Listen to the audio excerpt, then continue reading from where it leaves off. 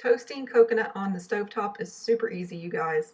All you have to do is take a small saucepan, turn it to medium heat, place in about a half a cup of desiccated coconut, 45 grams, and then let it sit for several moments. Keep an eye on it around the edges and you will start to see it brown just lightly. Once you see that, you want to start turning it. It's going to start browning really fast. You want to keep it moving and you will see it turn into a nice golden color and the coconut will start to dry out. Your house will start to smell absolutely amazing.